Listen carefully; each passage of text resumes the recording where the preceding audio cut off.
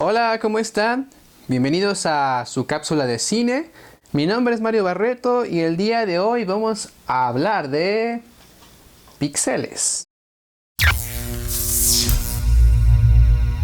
Híjole, ¿por dónde empezar? Es una película mala. Comencemos hablando de más o menos de qué va la historia. Digamos que un grupo de niños en los 80s, a finales de los 80s, están en un concurso de estos que se hacían mucho, sobre todo en Estados Unidos, de las arcade, de las maquinitas, como las conocemos en México. Se hacían torneos grandes a nivel masivo. Inclusive tenían patrocinadores y en estos torneos siempre premiaban al mejor jugador en videojuegos, ¿no? El mayor premio, digamos el premio número uno al mejor jugador, es ni más ni menos que una especie de contribución a la NASA para enviar una cápsula al espacio, lo cual es... Bueno, estamos hablando de la época de los 80, de la década de los 80. Dos cosas estaban como muy en auge. Los viajes espaciales, el espacio como tal, ¿no? Por películas como Star Wars, series como Star Trek, etcétera, etcétera. Y también estamos hablando de una década en la que los videojuegos tenían el boom que tienen ahorita, pero bueno, eran otro tipo de videojuegos, ¿no? Super Mario Bros, Space Invaders, desde Frogger, Pac-Man y bueno, obviamente Donkey Kong. Y resulta que de un grupo de tres amigos, de tres niños, Brenner, Cooper y Ludlow, uno es como el mejor jugador, ¿no? Es como el que es precisamente Brenner, el más geek y el más nerd de todos sus cuates.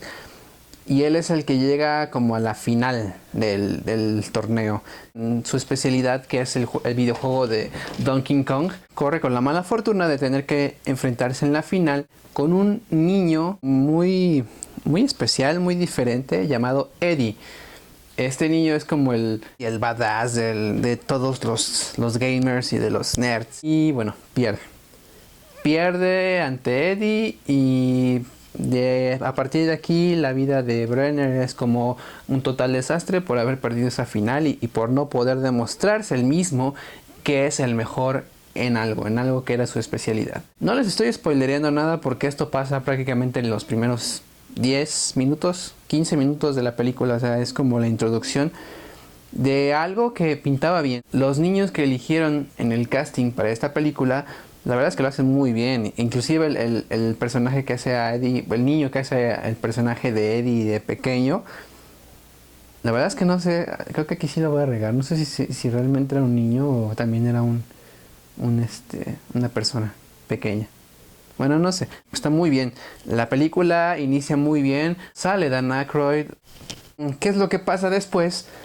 Que muchos años después, el gobierno de Estados Unidos, ¿quién más?, descubre que hay una amenaza extraterrestre, que resulta que hay señales o hay una especie de mensajes extraterrestres que nos están llegando y nos están respondiendo a nuestra amenaza que nosotros les hicimos hace unos años.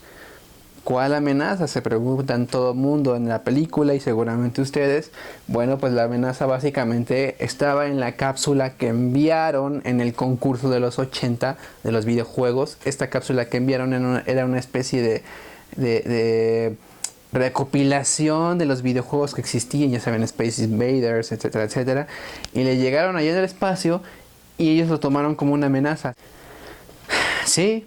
Pero realmente el problema no es la trama. Lo peor que le pudo haber pasado a la película es que esos pequeños niños que comenzaron tan bien y que arrancaron tan bien la película crecieran. Porque se convirtieron en Adam Sandler, Sam Brenner, Kevin James don't tell anybody I killed the Smurf. y Josh Gad, Ludlow Lemon Saw. que es una especie de hijo bastardo de Kevin James con Adam Sandler, y menos gracioso y... hasta se me puso la piel chinita. Master. El que se salva por mucho es Peter Dinklage, Expertise. que bueno, ustedes lo ubican más como el personaje de Game of Thrones, el pequeño ser humano. Porque resulta que estamos viendo una película que pintaba con una premisa muy interesante. Tenía toda esta película para hacer un hitazo, porque tenía la nostalgia ochentera, los videojuegos de antes, muchas referencias a la cultura popular de ese tiempo. Aparte tenía los derechos de los videojuegos más representativos de la época, Tetris, por ejemplo, pero lo arruinan de la manera más Adam Sandleresca y de la manera más Kevin Jamesca. La película se parte en dos y es, por un lado tenemos la mitad, menos de la mitad de la película, que es la premisa interesante de los videojuegos y sus ataques pixeles.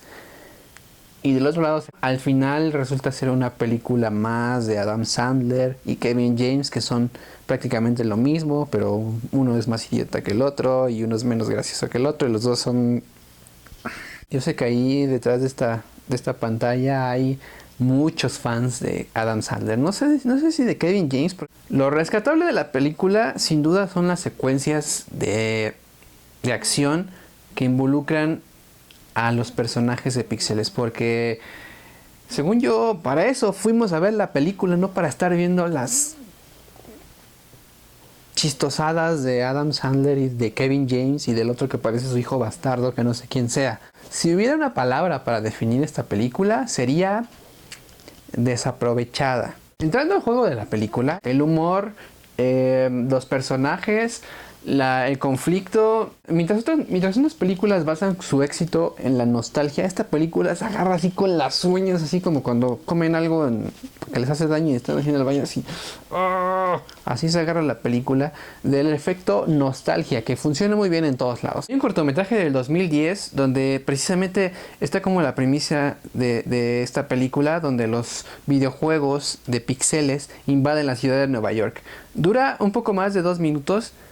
Y de verdad, yo hubiera pagado un boleto completo por ver mejor esos 2 minutos de ese cortometraje, porque es realmente bueno y realmente es como lo que realmente vale la pena. La primicia, el ver a los videojuegos con vida y atacando la ciudad. O sea, eso es genial, que ver la hora y 40 y tantos minutos que dura Pixels con Adam Sandler, Kevin James, el hijo bastardo, dirigida por Chris Columbus, que no ha hecho una buena película desde el 2001, y ver cómo destrozaron esta idea tan genial, tan interesante. No sé, o sea, sacarle más jugo, más esencia, lo cual solamente nos dice una cosa al final de la película, que al director le importa un carajo esto. Pero para que vean que no soy amargado, vamos a hablar de las cosas buenas de la película.